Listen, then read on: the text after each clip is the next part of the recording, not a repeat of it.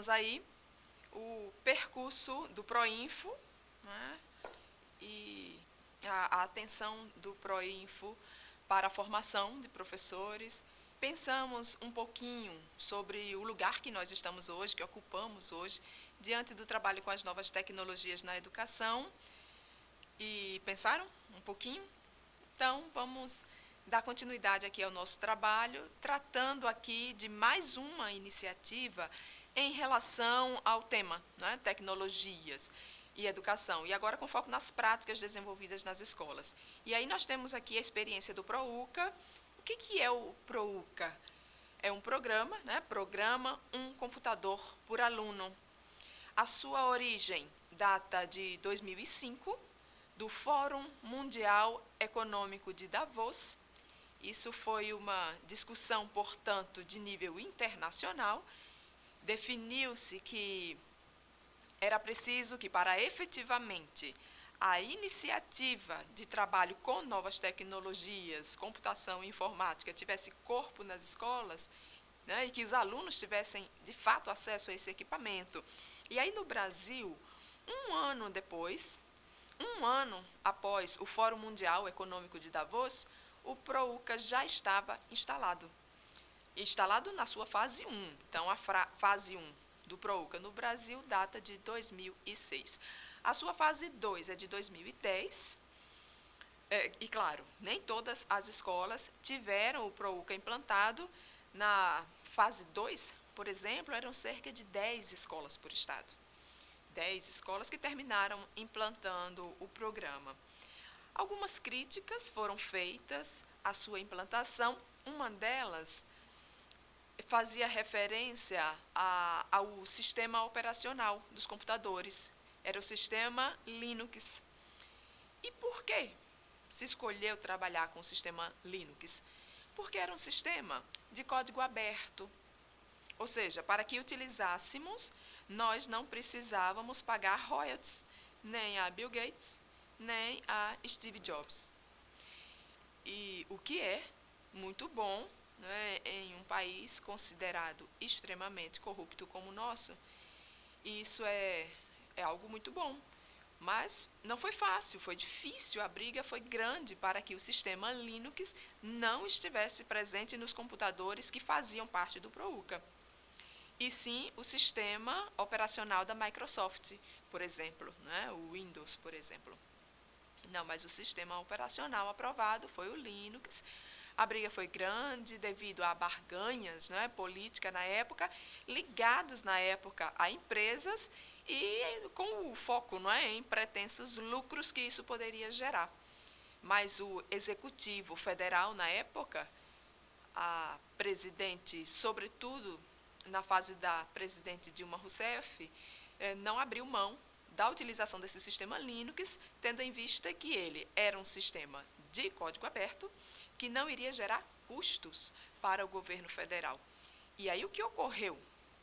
O desconhecimento da mídia em si, né, o trabalho com o Linux, isso foi alvo, portanto, de uma batalha ideológica e com interesses financeiros envolvidos.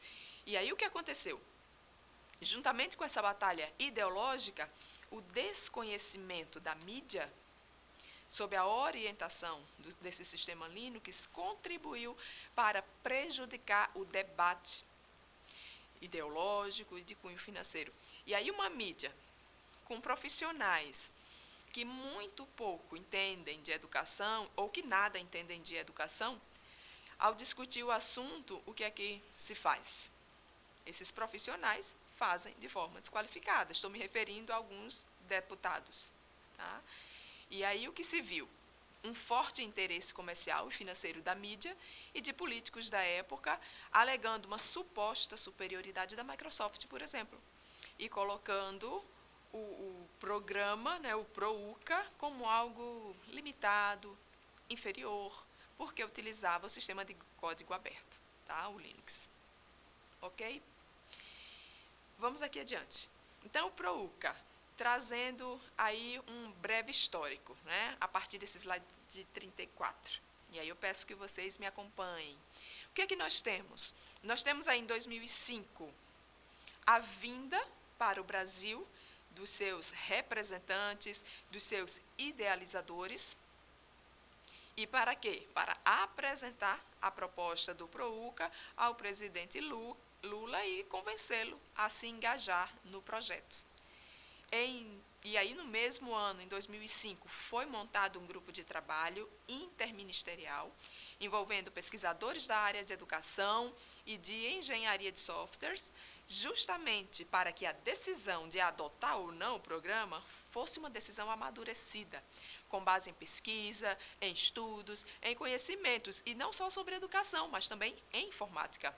E aí, no ano seguinte, né, foi dado início, como eu já disse, à primeira fase do programa, e, diante de alguns problemas iniciais identificados, foi dado início aí a um período de realização de testes com 3 versões de computadores. Isso porque, entre as críticas, além da rejeição, que foi orquestrada em grande medida por alguns dos nossos representantes, né, do Legislativo Federal, interessados nos acordos, por exemplo, que poderia fazer com a Microsoft, e aí fazia oposição ao Linux, junto a isso, havia as queixas em relação ao computador em si, que ele era muito lento, que descarregava muito rápido, que tinha uma tela muito pequena. E aí foi dado início a um período de teste com 3 versões de computadores diferentes. E aí, em 2010, o MEC adquiriu cerca de 150 mil laptops para distribuição em escolas públicas. Daí foram contempladas 10 escolas por estado do país. Tá? E no decorrer desse processo de implantação, dessa sua segunda fase, que foi, né, do UCA total, todos os alunos e professores de escolas públicas de 6 municípios receberam computadores. Ou seja, não só os alunos, também os professores. E por que algumas apenas? Porque isso estava sendo feito de forma experimental, para ver se dava certo, se o programa funcionava adequadamente. E quais são os eixos estruturadores do PROUCA? Primeiro, infraestrutura é necessária.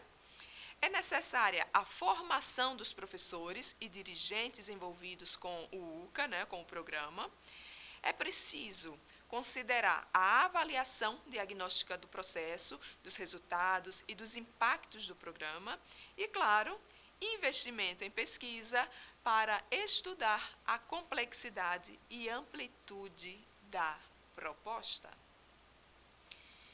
E, como já sinalizamos aqui, em meio a um processo de acompanhamento, de avaliação do programa, foram identificados alguns impasses, limites, problemas que fizeram com que a proposta não seguisse muito adiante.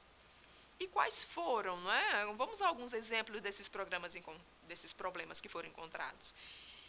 Então, lentidão, né, do programa, baixo armazenamento, tela muito pequena, bateria muito frágil, o sistema operacional Linux, que não foi muito bem aceito, sem falar nos problemas estruturais da escola, problema de rede elétrica, os armários para o armazenamento desses equipamentos que ficavam na escola, sem falarmos nas redes, né, nas redes de internet sem fio, por exemplo.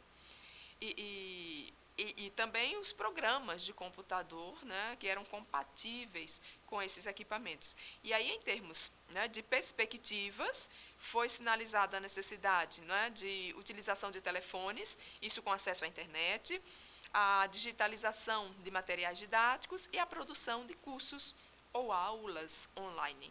Ok?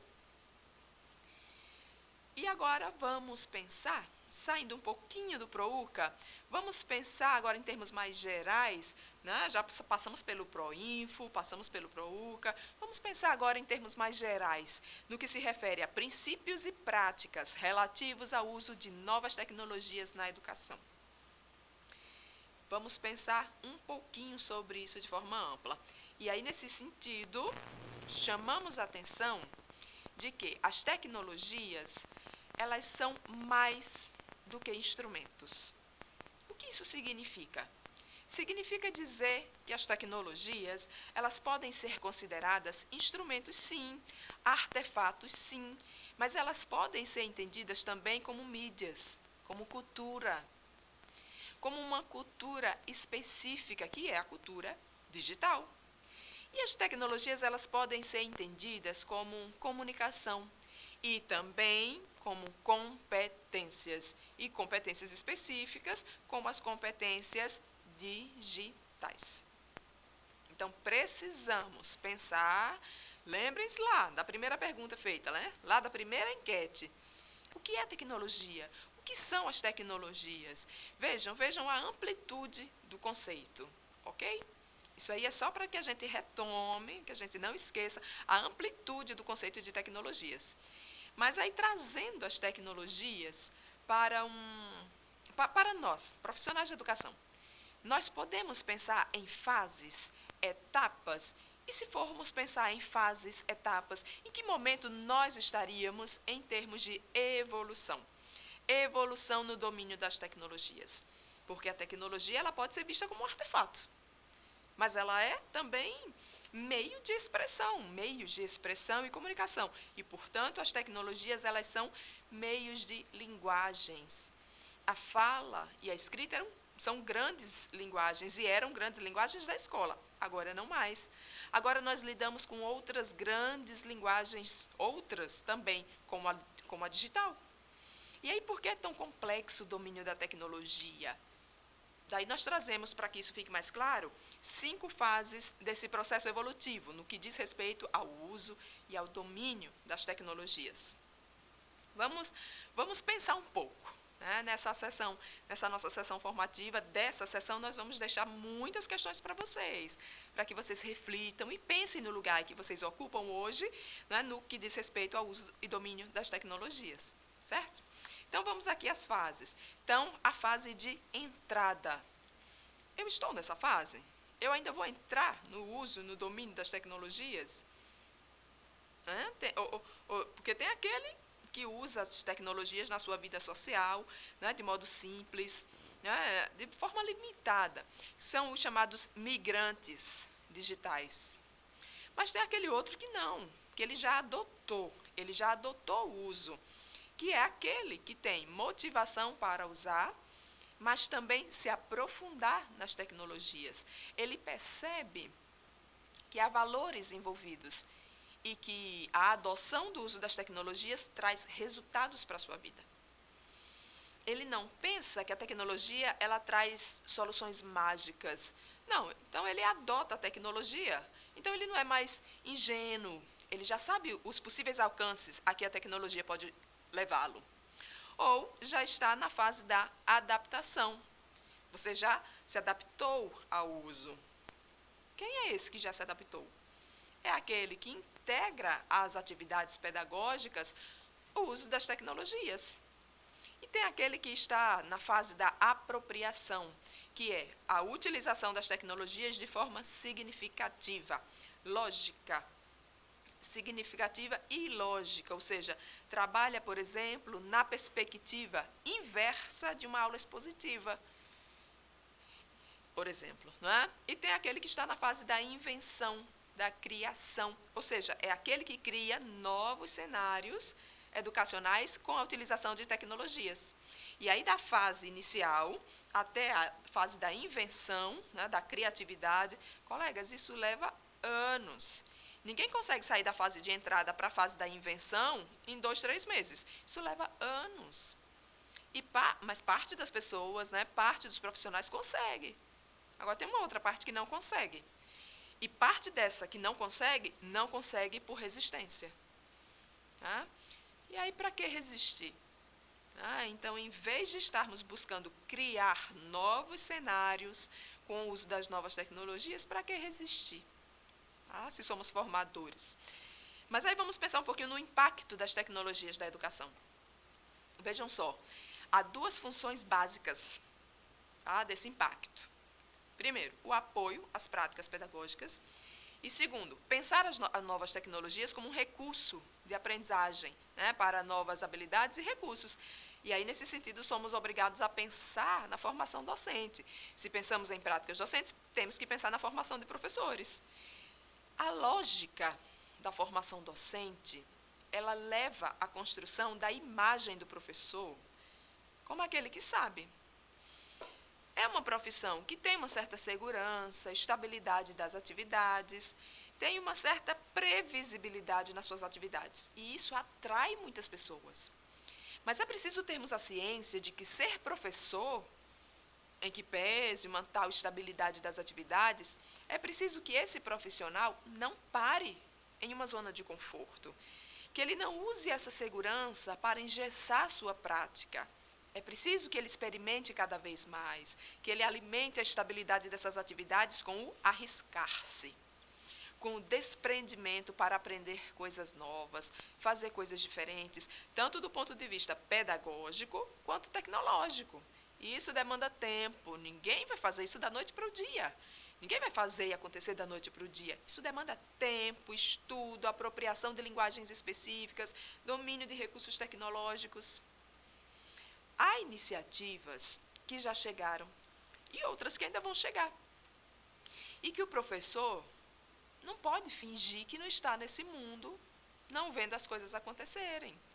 Então, 2018, 2019, 2020, por exemplo, a realidade virtual e a realidade aumentada, elas estarão disponíveis, ou estarão disponíveis para todos.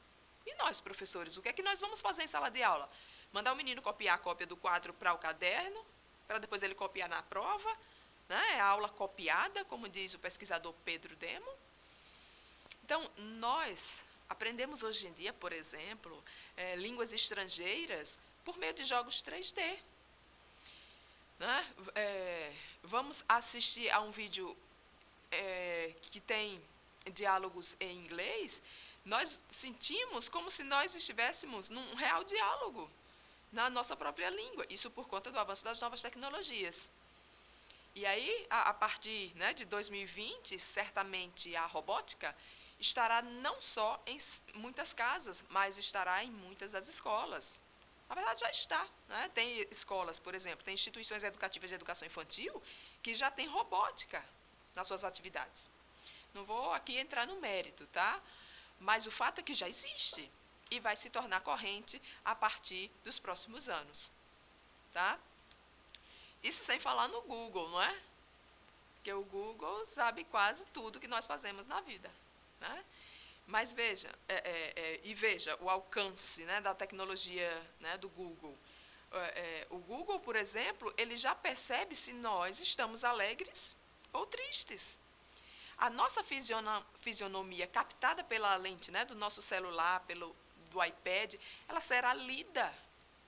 E aí a rede oferecerá para você opções para alegrar-se. O que é isso, gente?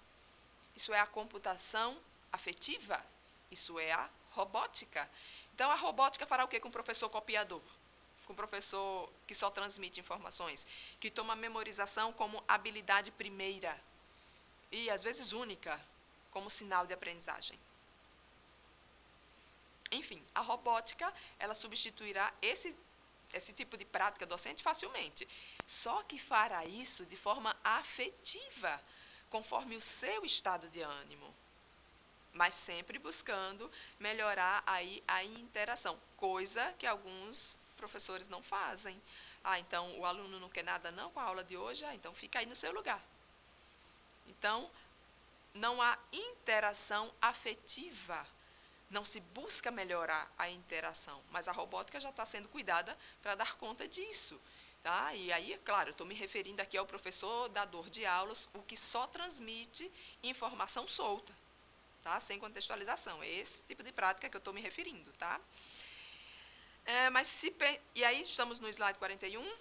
Ótimo. Pensamos o seguinte, hoje nós falamos em um novo perfil de estudante. E se falamos em um novo perfil de estudante, pensamos também em um novo perfil de professor. E aí, o que é que nós estamos pensando sobre isso? estamos pensando que é necessário estimular criatividade, ao desenvolvimento a melhoria da integração, da colaboração, a ampliação da visão de mundo dos alunos. Por isso, o foco do nosso trabalho não é mais, há muito, não é a informação pela informação, o conteúdo pelo conteúdo, mas sim o como aquele conteúdo aprendido pode auxiliar a vida prática do sujeito, né, do aluno. E para isso o professor precisará ter uma gama de habilidades bem desenvolvidas.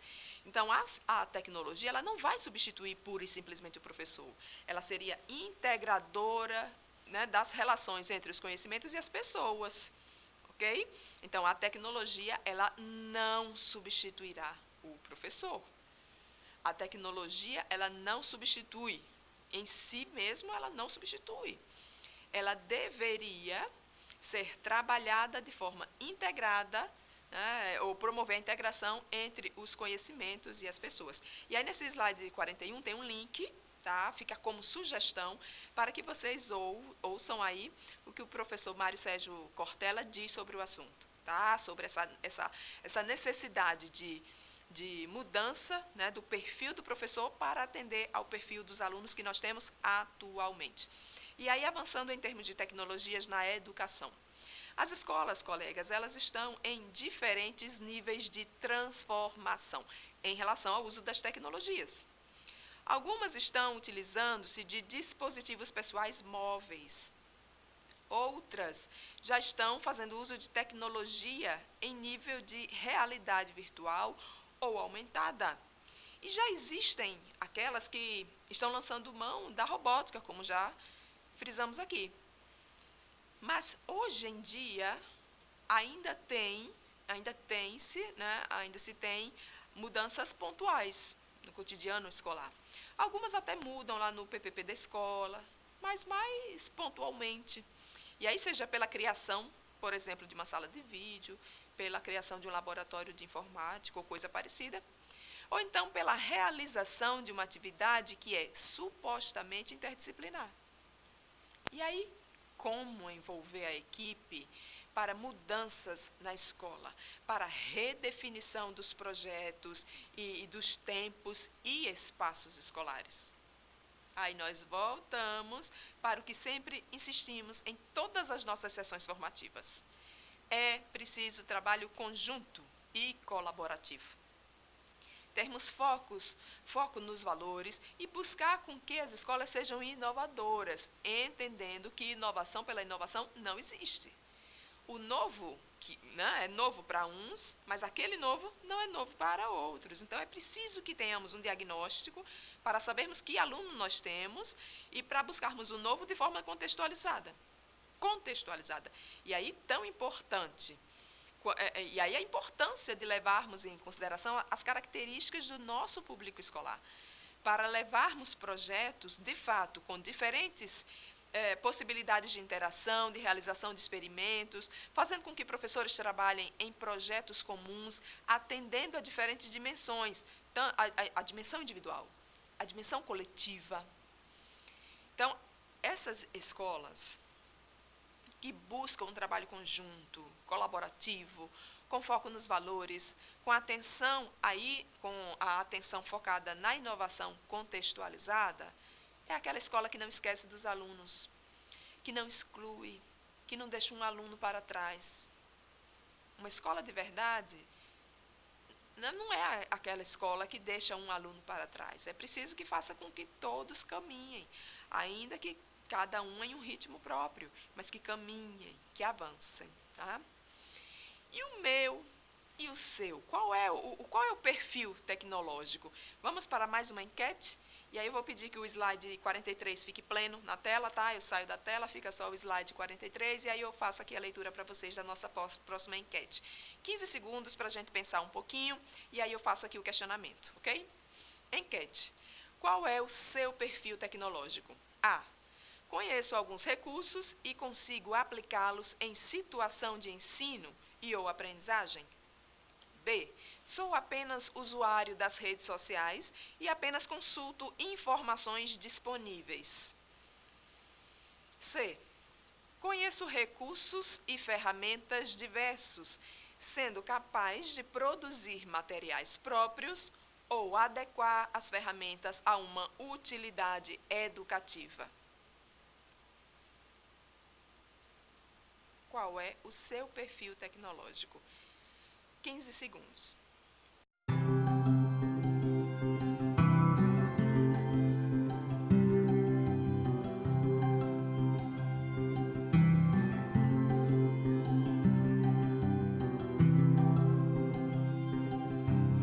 Pensaram, então, aí sobre o perfil tecnológico de vocês? Vamos pensando e não vamos parar de pensar não, porque ainda temos muita sessão formativa pela frente, vocês ainda têm uma semana de estudos pela frente, nós temos ainda encontro presencial, vocês têm atividades nas escolas, então não é uma reflexão para começar e terminar aqui. Ela começa aqui e vamos levando e sempre voltando a essa reflexão para que sempre, de fato, né, tenhamos a ciência de qual é o nosso perfil tecnológico, certo? E trazendo aqui mais algumas outras sugestões para vocês, aqui desse slide 44, nós trazemos aqui, com essa preocupação acerca dos diferentes perfis tecnológicos, nós trazemos aqui algumas sugestões de recursos, né, e de materiais, plataformas, para que vocês busquem planejar e integrar as tecnologias da informação e comunicação nas práticas educativas de vocês. Então, temos aqui links, né, são links para vídeos curtos, mesmo curtos nós não vamos passar aqui, tá? Vão ficar todos como sugestões para vocês, porque essa nossa sessão formativa, ela tem esse propósito também, tá? De deixar materiais para vocês, para que vocês se apropriem melhor, tá? Da temática. Então, vamos aqui, quais são essas sugestões? Por exemplo, sugestões relativas às redes sociais. Todos nós usamos redes sociais, né? Então, vale a pena pensar um pouquinho sobre o que são as redes sociais.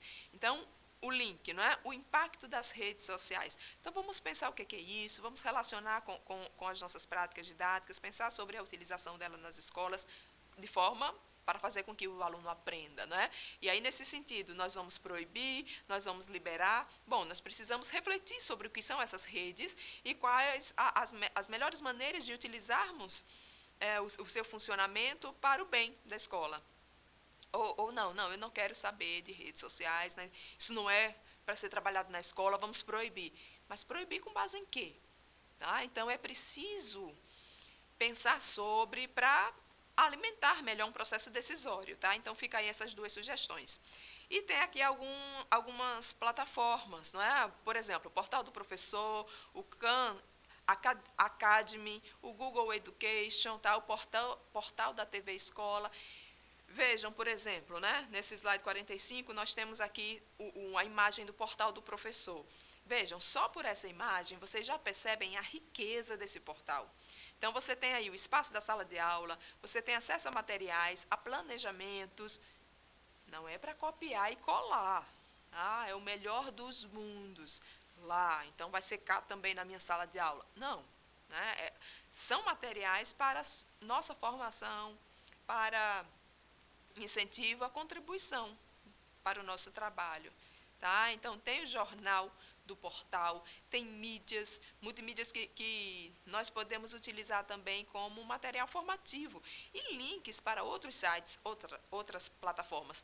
É um portal muito rico, vale a pena navegar por ele. É importante que façamos isso.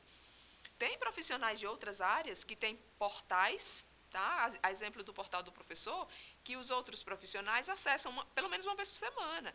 Então, você, por exemplo, é contador? Tem um portal específico? Ótimo. Mas, veja, é ótimo, ele vai lá se apropriar. Não é? Porque, vejam, você não pode confiar. Você não pode confiar em um contador que, pelo menos uma vez por semana, ou a cada 15 dias, não abra lá o site, por exemplo, do Congresso Nacional, né, da Câmara dos Deputados, para ver se houve alguma mudança em alguma legislação, em alguma portaria, tem alguma nova resolução. Como é que nós vamos confiar num contador que se formou lá no início dos anos 90? Não tem condições. Né? Então, você tem que sempre estar buscando portais que forneçam informações atualizadas sobre o seu exercício profissional. Então, nós, professores, devemos fazer isso também. O portal do professor nos ajuda nesse sentido, mas não só. Tá? Vamos a uma outra imagem? A imagem aí do Khan Academy.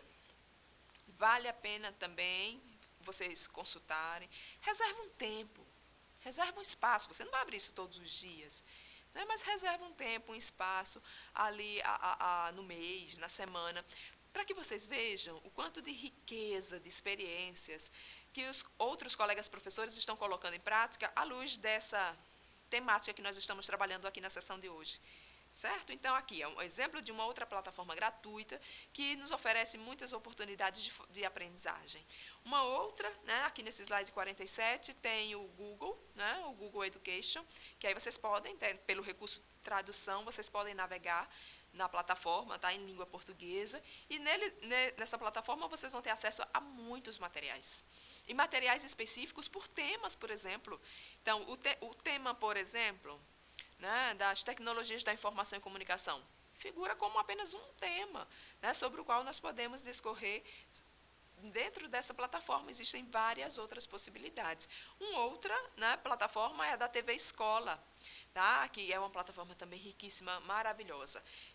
Além dos recursos materiais que o professor pode utilizar, além de notícias que podem nos atualizar em termos legais acerca do nosso exercício profissional, nós temos acesso a mesas redondas, né, e acho que nós já trouxemos aqui, inclusive, na sessão formativa sobre gestão escolar e projeto político-pedagógico, nós trouxemos aqui, né, uma roda de conversa sobre a gestão democrática, trazendo a experiência de uma escola de Cruzeta, daqui do Rio Grande do Norte. E está lá, registrado na TV Escola. E a exemplo daquele programa, existem tantos outros que existem e estão aí disponíveis para contribuir com a nossa formação. Tá? Pensando aí em planejamento, com foco na integração das tecnologias na educação. Então, planejando aí a integração.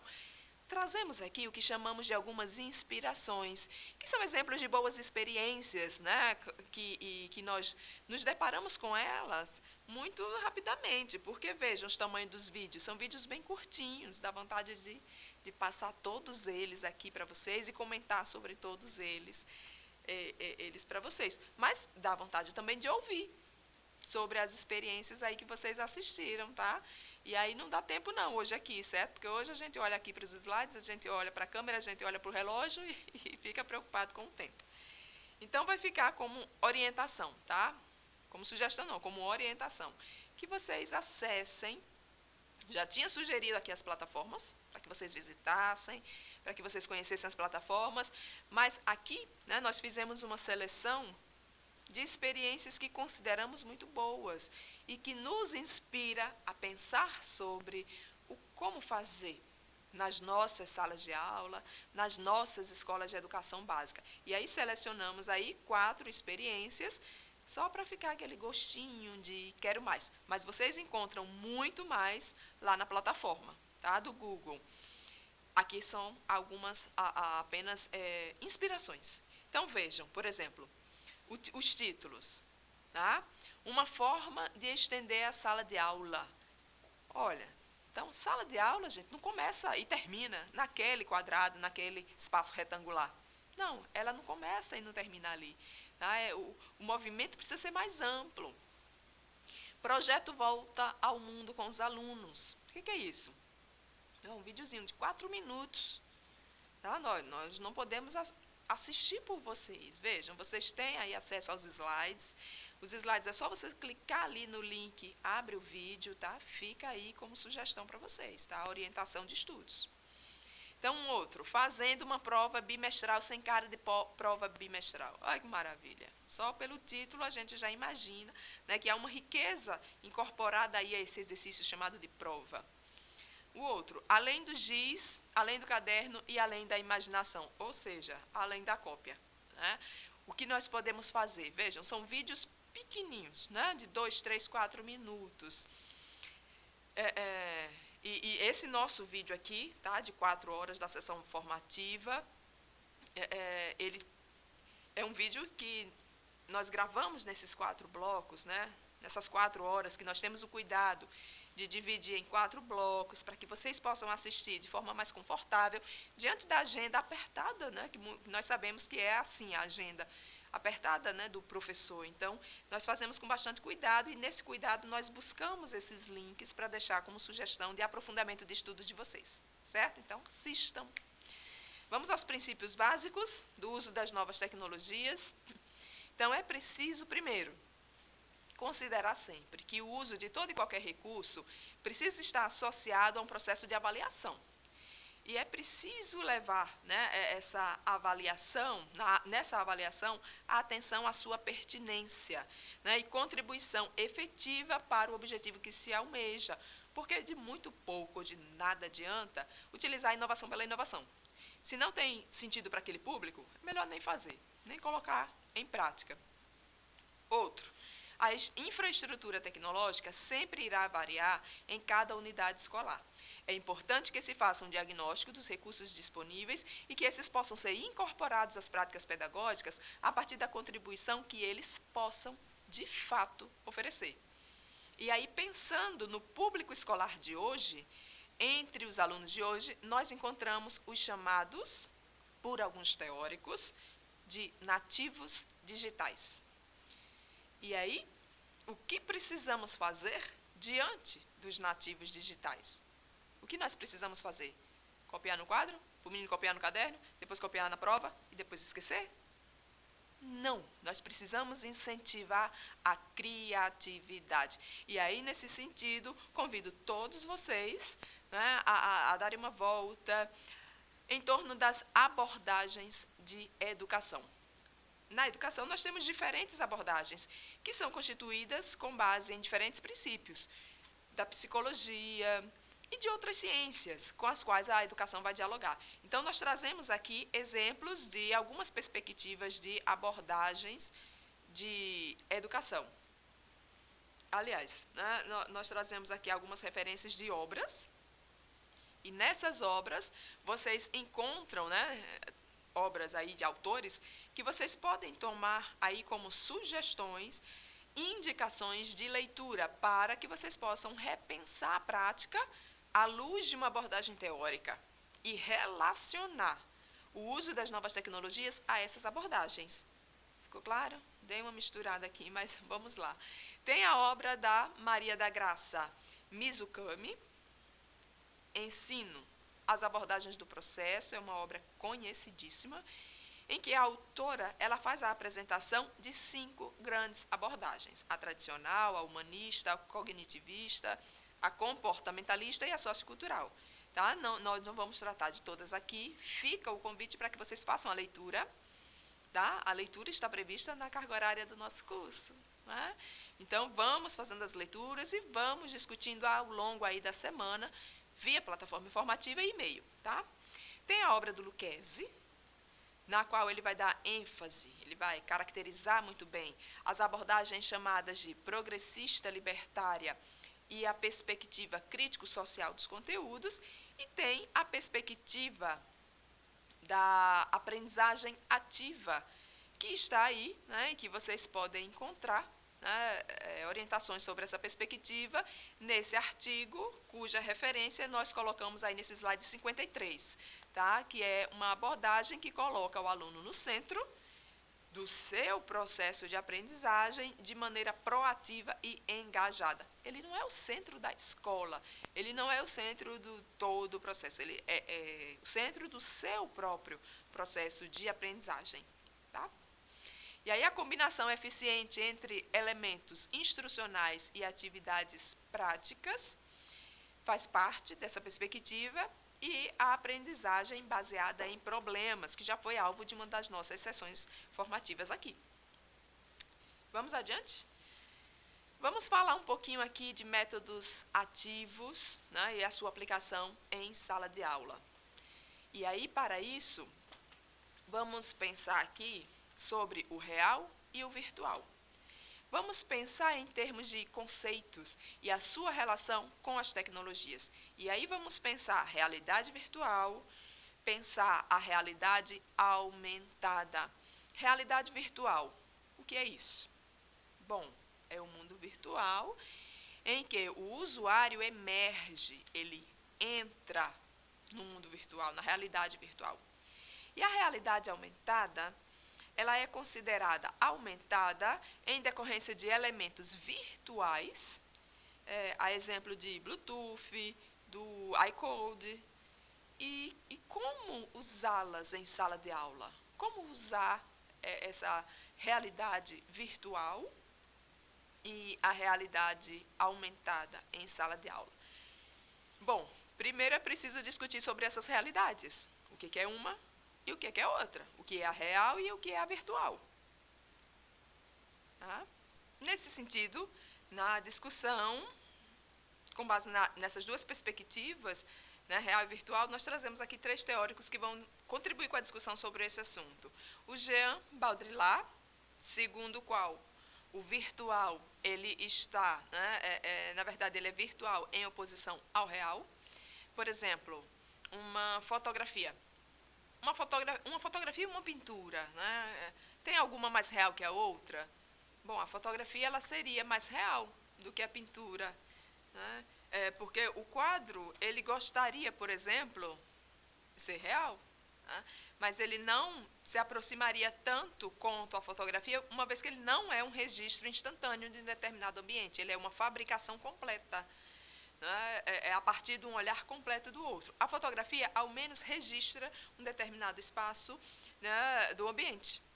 Porque é um determinado espaço, porque na fotografia nós podemos identificar muitas distorções. Porque, primeiro, é preciso considerarmos o enquadramento do fotógrafo, que já, né, reduz, né, lá no seu enquadramento, ele reduz o ambiente.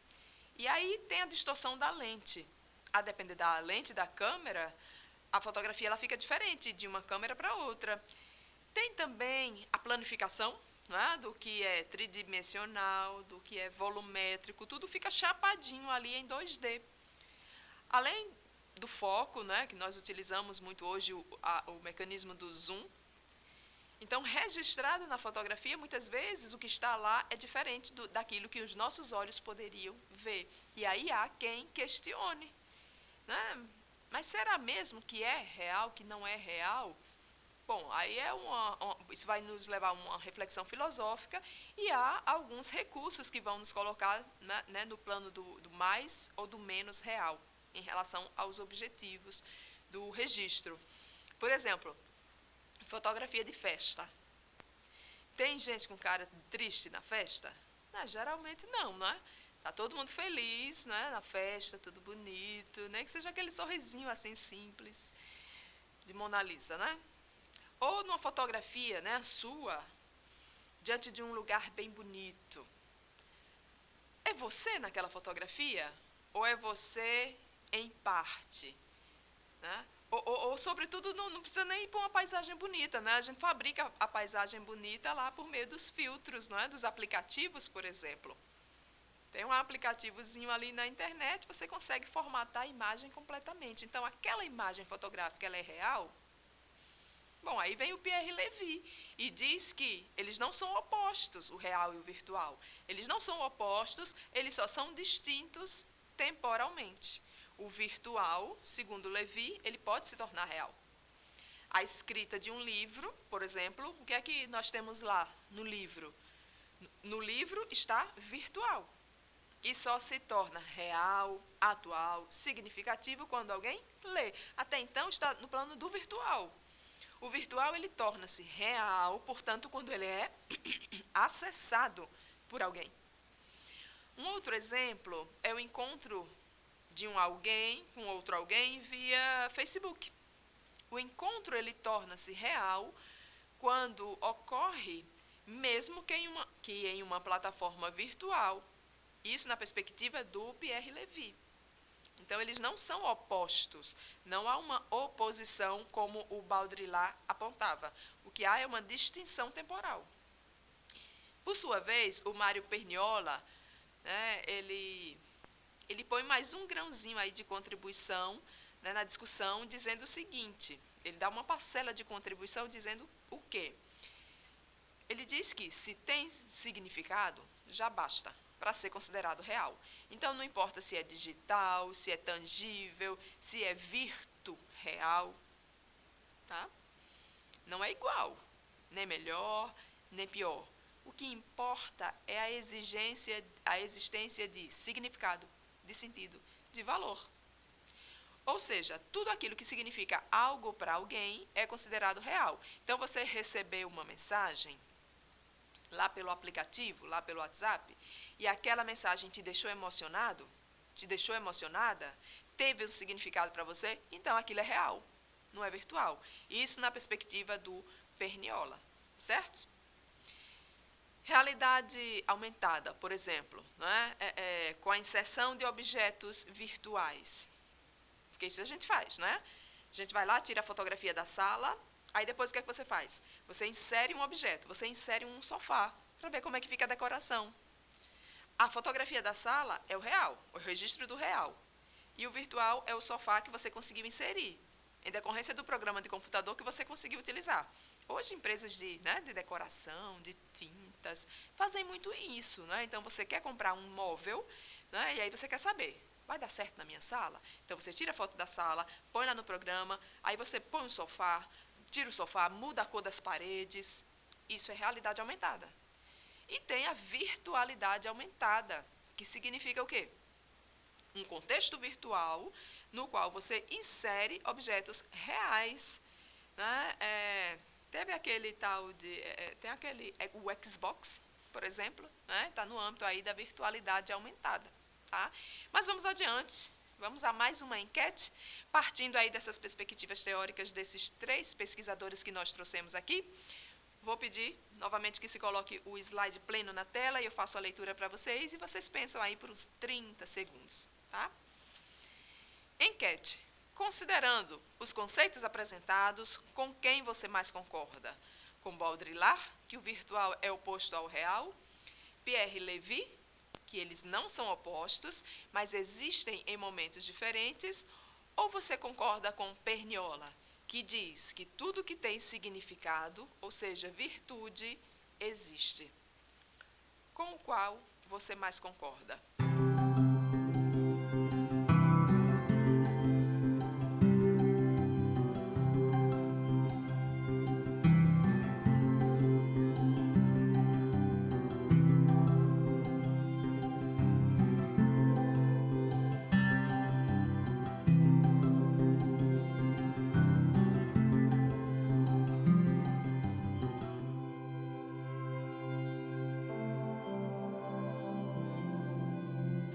Pensaram?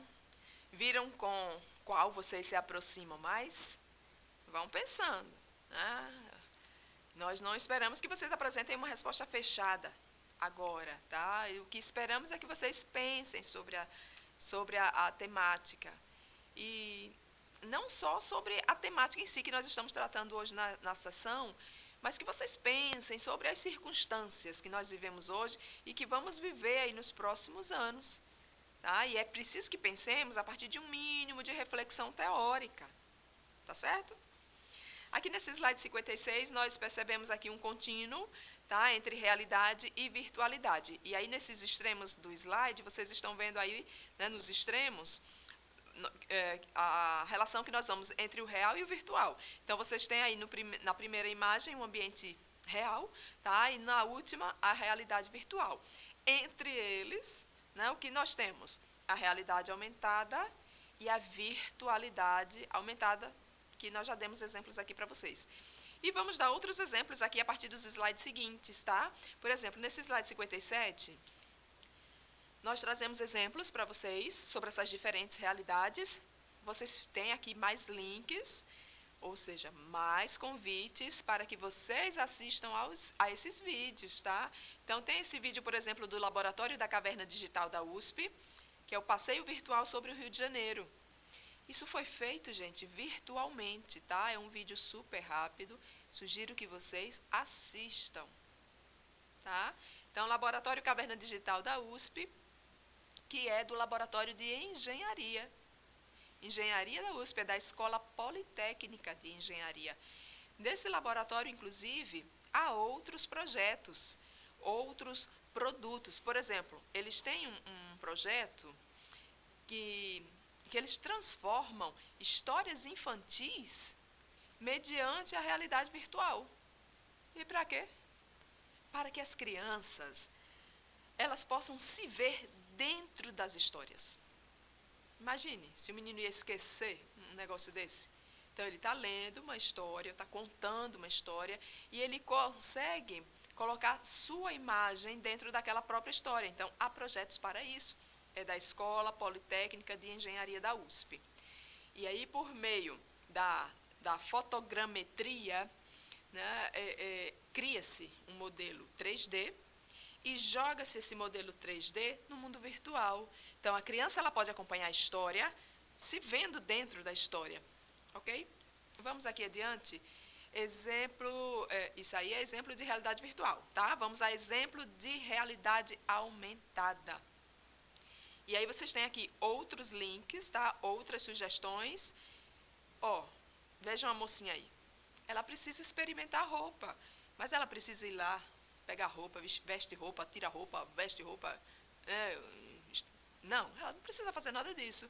Então, ela faz isso utilizando um programa. Tá? Da mesma forma, vejam a imagem abaixo. Imagine só, em vez de estudar a estrutura óssea ou a estrutura muscular do ser humano, vendo lá as imagens paradas em 2D no livro, o aluno pode estudar vendo, né, podendo ver aquilo ali no seu próprio corpo. Estão vendo aí, olha, o vídeo tem 1 minuto e 15 segundos. Né, um vídeo aí que traz um exemplo de realidade aumentada. Esses links, eles são complementares à nossa sessão formativa aqui das 4 horas, certo? Então, assistam. Vamos a mais alguns exemplos. Vejam, por exemplo, esse de baixo, né, da slide 59, né? Com referência a uma exposição arqueológica, tá? Uma exposição arqueológica que ocorreu em São Paulo.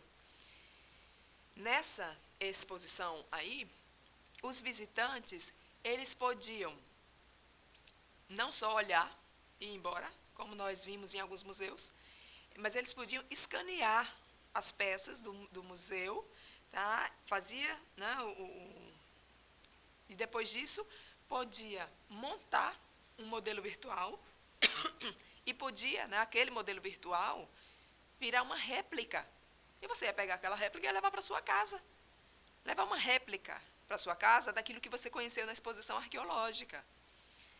Você imagine como se torna muito mais instigante para uma criança, para um adolescente, até para um adulto mesmo, uma exposição nesses moldes. Porque às vezes você vai para uma exposição e você quer ler, observar, verificar aquela peça de frente para trás, de baixo para frente, de baixo para cima, mas você não consegue, né? Porque às vezes você tem acesso a só um ângulo. Você não consegue observar de diferentes perspectivas. Nessa exposição, não. Você podia escanear a peça, né, e estudar depois sobre ela, montar um modelo virtual e sair de lá com a réplica. Tem quem não goste de um negócio desse? Então, eu tenho que fazer isso na escola? Não, eu não estou dizendo que você vai fazer isso na escola, não é bem? Você precisa de tecnologia para isso. O que nós estamos trazendo aqui são exemplos do que é realidade virtual, do que é realidade aumentada, para que todos nós fiquemos cientes de que essas realidades elas já fazem parte do cotidiano de muitos dos nossos alunos e de muitas das escolas que estão aí. E que aí nos próximos, né, breves anos, nós vamos ter isso aí nas nossas escolas, porque isso vai ser corrente. Isso não é para 2030, 2040, não, isso é para os próximos anos, tá? Porque isso já faz parte do nosso cotidiano, tá? Chegamos aqui em ambientes tecnopedagógicos. Colegas, vejam, falar de ambientes tecnopedagógicos vai demandar alguns bons minutinhos, tá? Sendo assim, eu penso que podemos fechar aqui, para que vocês, né, ficam sendo aí o segundo bloco, porque para nós aqui é um bloco só, tá? São 4 horas de trabalho. Mas aí para vocês ficam como um segundo bloco, tudo bem, pelo nosso tempo? E daí retomaremos aí o chamado terceiro bloco, falando dos ambientes tecnopedagógicos. Então, ok? Só 1 minuto para a água e já voltamos.